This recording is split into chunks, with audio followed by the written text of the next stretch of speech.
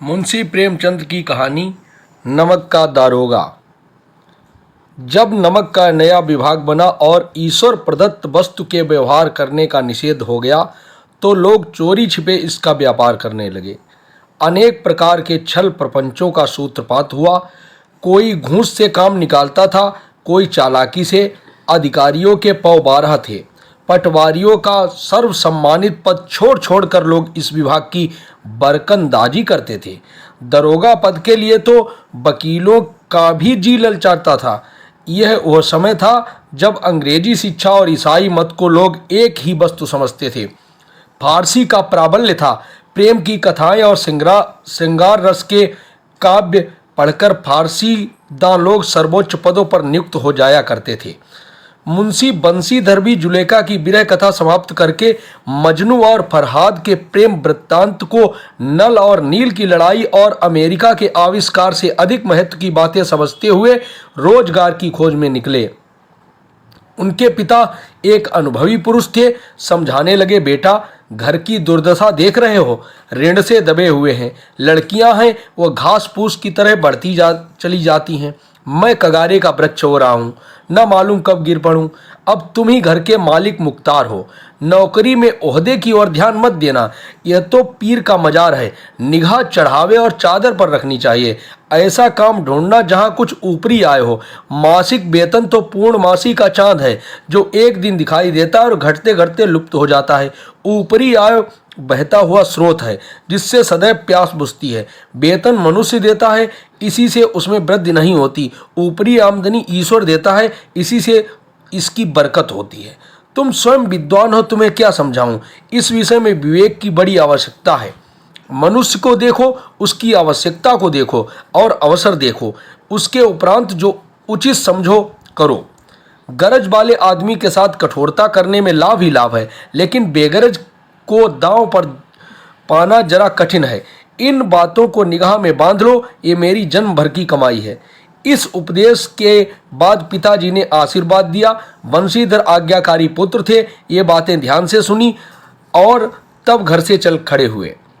इस विस्तृत संसार में उनके लिए धैर्य अपना मित्र, बुद्धि अपनी पथ प्रदर्शक और आत्मावलंबन ही अपना सहायक था। लेकिन अच्छे शकुन से चले थे।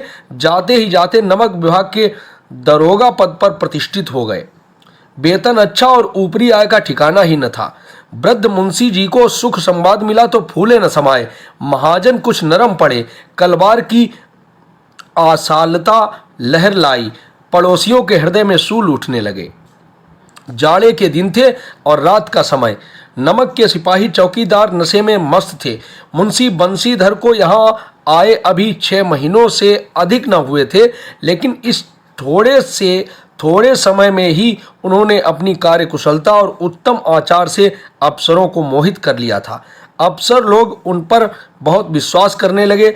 नमक के दफ्तर से 1 मील पूर्व की ओर जमुना बहती थी। उस पर नाव का पुल बना हुआ था। दरोगा जी किवाड़ बंद किए मीठी नींद सो रहे थे। अचानक आँख खुली तो नदी के प्रवाह की जगह गाड़ियों की गड़गड़ाहट तथा मल्लाहों का कोलाहल सुनाई दिया। उठ बैठे। इतनी रात गए गाड़ियां नदी के पार क्यों जाती हैं? अवश्य कुछ न कुछ गोलमाल है। तर्क ने भ्रम को पुष्ट किया। वर्दी पहनी, तमंचा जेब में रखा और बात की बात में घोड़ा बढ़ाए हुए पुल पर आ पहुंचे। गाड़ियों की एक लंबी कतार पुल के पार जाती देखी। डांट कर पूछा, किसकी गाड़ियां हैं? थोड़ी देर तक सन्नाटा रहा। आदमियों में कुछ कानाफूसी हुई। तब आगे वाले ने कहा, पंडित ओलोपी दीन की। कौन पंडित ओलोपी दीन? दातागंज के। मुंशी बंसीधर चौंके। पंडित ओलोपी दीन इस इलाके के सबसे प्रतिष्ठित जमींदार थे। लाखों रुपयों का लेन देन करते थे। इधर छोटे से बड़े कौन ऐसे थे जो उनके ऋणी न हो। व्यापार भी लंबा चौड़ा था। बड़े चलते पुर्जे आदमी थे। अंग्रेज अफसर इनके इलाके में शिकार खेलने आते और उनके मेहमान होते। 12 मास सदा व्रत चलता था। मुंशी जी ने पूछा, गाड़ियां कहाँ जाएंगी? उत्तर मिला, कानपुर। लेकिन इस प्रश्न पर कि इनमें क्या है, सन्नाटा छा गया। दरोगा साहब का संदेह और भी बढ़ा। कुछ देर तक उत्तर की बाट देखकर वह जोर से बोले, क्या गूंगे हो गए हो? हम पूछते हैं इसमें क्या लदा है? जब इस बार भी कोई उत्तर न मिला तो उन्होंने घोड़े को एक गाड़ी से मिलाकर बोरे को टटोला। भ्रम दूर हो गया, ये नमक के ढेले थे। पंडित ओलोपीदीन अपने सजीले रथ पर सवार कुछ सोते कुछ जागते चले आते थे। अचानक कई गाड़ीवानों ने घबराए हुए आकर जगाया और बोले, महाराज, दरोगा ने गाड़ियां रोक दी और घाट पर खड़े आपको बुलाते हैं। पंडित ओलोपीदीन का लक्ष्मी पर अखंड विश्वास था। वो कहा करते थे कि संसार का तो कहना ही क्या, स्वर्ग में भी लक्ष्मी का ही राज्य है। उनका यह कहना यथार्थ ही था। न्याय और नीति सब लक्ष्मी के खिलौने हैं, इन्हें वह जैसे चाहती है नचाती है। लेटे ही लेटे गर्व से बोले, चलो हम आते हैं। ये कहकर पंडित जी ने बड़ी निश्चिंतता से पान के बीड़े लगाकर खाए। फिर लिहाफ ओढ़े हुए दरोगा के पास आकर बोले, बाबूजी आशीर्वाद, कहिए हमसे ऐसा कौन सा अपराध हुआ है कि गाड़ियां रोक दी गईं? हम ब्राह्मणों पर तो आपकी कृपा दृष्टि रहनी चाहिए। बंसीधर रुखाई से बोले, सरकारी हुक्म। पंडित ओलोपीदीन ने हंसकर कहा, हम सरकारी हुक्म को नहीं जानते और न सरकार को। हमारे सरकार तो आप ही हैं। हमारा और आपका तो घर का मामला है। हम कभी आपसे बाहर हो सकते हैं? आपने व्यर्थ कष्ट उठाया। यह हो ही नहीं सकता कि इधर से जाएं और इस घाट के देवता को भेंट न चढ़ावें। मैं तो आपकी सेवा में स्वयं ही आ रहा था। बंसीधर पर ऐश्वर्य की मोहिनी बंसी का कुछ प्रभाव न पड़ा। ईमानदारी की नई उमंग थी।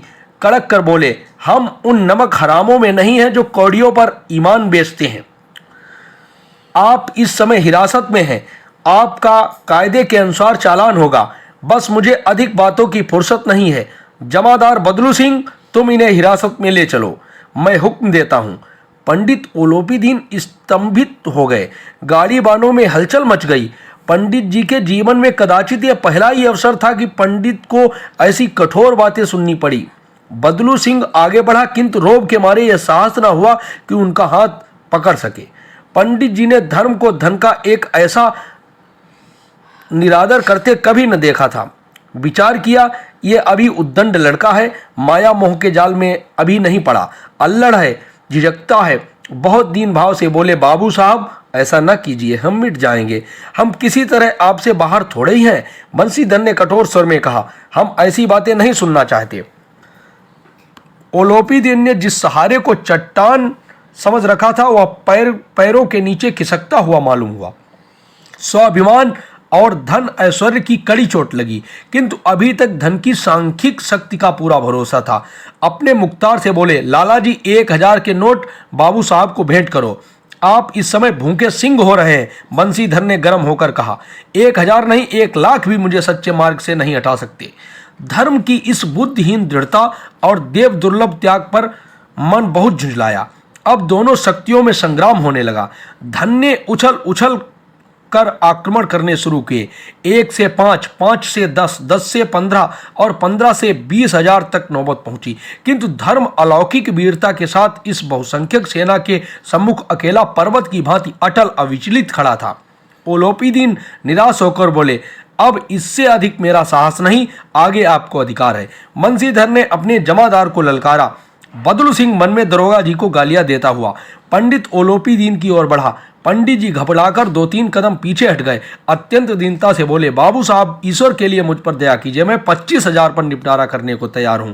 असंभव बात है, 30,000 पर, क्या 40,000 पर भी नहीं? 40,000 नहीं, 40 लाख पर भी असंभव है। बदलू सिंह, उस आदमी को अभी हिरासत में ले लो, अब मैं एक शब्द भी नहीं सुनना चाहता। धर्म ने धन को पैरों तले कुचल डाला। ओलोपीदीन ने एक हष्ट-पुष्ट मनुष्य को हथकड़ियां लिए हुए अपनी तरफ आते देखा। चारों ओर निराश और कातर दृष्टि से देखने लगे। इसके बाद मूर्छित होकर गिर पड़े। दुनिया सोती थी पर दुनिया की जीभ जागती थी। सवेरे देखिए तो बालक वृद्ध सबके मुंह से यह बात सुनाई देती थी कि जिसे देखिए वही पंडित जी के इस व्यवहार पर टीका टिप्पणी कर रहा था। निंदा की बौछारें हो रही थी, मानो संसार से अब पानी का पाप कट गया। पानी को दूध के नाम से बेचने वाला ग्वाला, कल्पित रोज नामचे भरने वाले अधिकारी वर्ग, रेल में बिना टिकट सफर करने वाले बाबू लोग, जाली दस्तावेज बनाने वाले सेठ और साहूकार, ये सबके सब देवताओं की भांति गर्दनें चला रहे थे। अब दूसरे दिन पंडित ओलोपीदीन अभियुक्त होकर कांस्टेबलों के साथ हाथों में हथकड़ियां हृदय में ग्लानि और क्षोभ भरे लज्जा से गर्दन झुकाए अदालत की तरफ चले तो सारे शहर में हलचल मच गई। मेलों में कदाचित आंखें इतनी व्यग्र न होती होंगी। भीड़ के मारे छत और दीवार में कोई भेद न रहा, किंतु अदालत में पहुंचने की देर थी। पंडित ओलोपीदीन इस अगाध वन के सिंह थे। अधिकारी वर्ग उनके भक्त, अमले उनके सेवक, वकील मुख्तार उनके आज्ञापालक और अर्दली चपरासी तथा चौकीदार तो उनके बिना मोल के गुलाम थे। उन्हें देखते ही लोग चारों तरफ से दौड़े। सभी लोग विस्मित हो रहे थे, इसलिए नहीं कि ओलोपीदीन ने क्यों यह कर्म किया, बल्कि इसलिए कि वह कानून के पंजे में कैसे आए। ऐसा मनुष्य जिसके पास असाध्य साधन करने वाला धन और अनन्य वाचालता हो, वह कानून के पंजे में आए। प्रत्येक मनुष्य उनसे सहानुभूति प्रकट करता था। बड़ी तत्परता से इस आक्रमण को रोकने के निमित्त वकीलों की एक सेना तैयार की गई। न्याय के मैदान में धर्म और धन में युद्ध छिड़ गया। बंसीधर चुपचाप खड़े थे। उनके पास सत्य के सिवा न कोई बल था, न स्पष्ट भाषण के अतिरिक्त कोई शस्त्र गवाह थे, किंतु लोभ से डामाडोल। यहां तक कि मुंशी जी को न्याय भी अपनी ओर से कुछ खिंचा हुआ दिख पड़ता था। वह न्याय का दरबार था, परंतु उसके कर्मचारी पर पक्षपात का नशा छाया हुआ था। किंतु पक्षपात और न्याय का क्या मेल? जहां पक्षपात हो वहां न्याय की कल्पना भी नहीं की जा सकती। मुकदमा शीघ्र ही समाप्त हो गया। डिप्टी मजिस्ट्रेट ने अपनी तजवीज में लिखा, पंडित ओलोपीदीन के विरुद्ध दिए गए प्रमाण निर्मूल और भ्रामात्मक है। वह एक बड़े भारी आदमी है। एक बात कल्पना के बाहर है कि उन्होंने थोड़े लाभ के लिए ऐसा दुस्साहस किया हो। यद्यपि नमक के दरोगा मुंशी बंसीधर को अधिक दोष नहीं है, लेकिन यह बड़े खेद की बात है कि उसकी उद्दंडता और विचारहीनता के कारण एक भले मानुष को कष्ट झेलना पड़ा। हम प्रसन्न है कि वह अपने काम से सजग और सचेत रहता है, किंतु नमक से मुकदमे की बढ़ी हुई नमक हलाली ने उसके विवेक और बुद्धि को भ्रष्ट कर दिया। भविष्य में उसे होशियार रहना चाहिए। वकीलों ने फैसला सुना और उछल पड़े। पंडित ओलोपीदीन मुस्कुराते हुए बाहर निकले। स्वजन बांधवों ने रुपयों को लूट की। उदारता का सागर उमड़ पड़ा। उसकी लहरों ने अदालत की नींव तक हिला दी। जब बंसीधर बाहर निकले तो चारों ओर से उनके ऊपर व्यंग बाणों की वर्षा होने लगी। चपरासियों ने झुक झुक कर सलाम किए, किंतु इस समय एक कटुवाक के एक एक संकेत उनकी गर्वाग्नि को प्रज्वलित कर रहा था। कदाचित इस मुकदमे में सफल होकर वह इस तरह अकड़ते हुए न चलते। आज उन्हें संसार का एक खेदजनक विचित्र अनुभव हुआ। न्याय और विद्वता, लंबी चौड़ी उपाधियां, बड़ी बड़ी दाढ़ियां और लंबे चोगे एक भी सच्चे आदर के पात्र नहीं है। बंसीधर ने धन से बैर मोल ले लिया था। उसका मूल्य चुकाना अनिवार्य था। कठिनता से एक सप्ताह बीता होगा कि मुअत्तली का परवाना आ पहुंचा। कार्यपरायणता का दंड मिला। बेचारे भग्न हृदय शोक और खेद से व्यथित घर को चले। बूढ़े मुंशी जी तो पहले से ही कुड़बुड़ा रहे थे कि चलते चलते इस लड़के को समझाया था, लेकिन इसने एक न सुनी। सब मनमानी करता है। हम तो कलवार और कसाई के तगादे सहे बुढ़ापे में भगत बनकर बैठे और वहां बस वही सूखी तनख्वाह। हमने भी तो नौकरी की है और कोई ओहदेदार नहीं थे, लेकिन काम किया दिल खोलकर किया। और आप ईमानदार बनने चले हैं। घर में चाहे अंधेरा हो, मस्जिद में अवश्य दिया जलाएंगे। खेद ऐसी समझ पर। पढ़ना लिखना सब अकारथ गया। इसके थोड़े ही दिनों बाद जब मुंशी बंसीधर इस दुरावस्था में घर पहुंचे और बूढ़े पिताजी ने समाचार सुना तो सिर पीट लिया। बोले, जी चाहता है कि तुम्हारा और अपना सिर फोड़ लूं। बहुत देर तक पछता कर हाथ मलते रहे। क्रोध में कुछ कठोर बातें भी कहीं, और यदि बंसीधर वहां से टल न जाते तो अवश्य ये क्रोध विकट रूप धारण करता। वृद्धा माता को भी दुख हुआ। जगन्नाथ और रामेश्वरम की यात्रा की कामनाएं मिट्टी में मिल गईं। पत्नी ने तो कई दिन सीधे मुंह से बात भी नहीं की। इसी प्रकार एक सप्ताह बीत गया। संध्या का समय था। बूढ़े मुंशी जी बैठे राम नाम की माला जप रहे थे।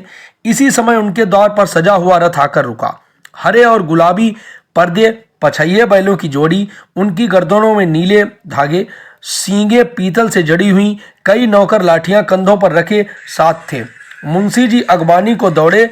देखा तो पंडित ओलोपीदीन है। झुककर दंडवत की और लल्लो चप्पो की बातें करने लगे। हमारा भाग्य उदय हुआ जो आपके चरण इस द्वार पर आए। आप हमारे पूज्य देवता हैं।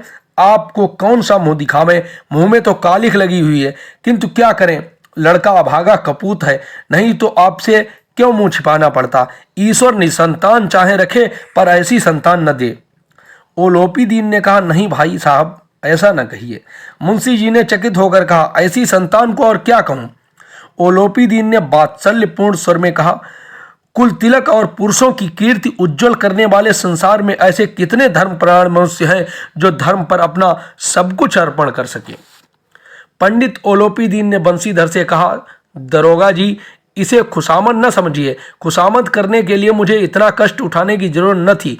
उस रात को आपने अपने अधिकार बल से मुझे अपनी हिरासत में ले लिया था, किंतु आज मैं स्वेच्छा से आपकी हिरासत में आया हूं। मैंने हजारों रईस और अमीर देखे, हजारों उच्च पदाधिकारियों से काम पड़ा, किंतु मुझे परास्त किया तो आपने। मैंने सबको अपना और अपने धन का गुलाम बनाकर छोड़ दिया। मुझे आज्ञा दीजिए कि आपसे कुछ विनय करूं। बंशीधर ने ओलोपी दीन को आते देखा तो उठकर सत्कार किया, किंतु स्वाभिमान सहित। समझ गए कि यह महाशय मुझे लज्जित करने और जलाने आए हैं।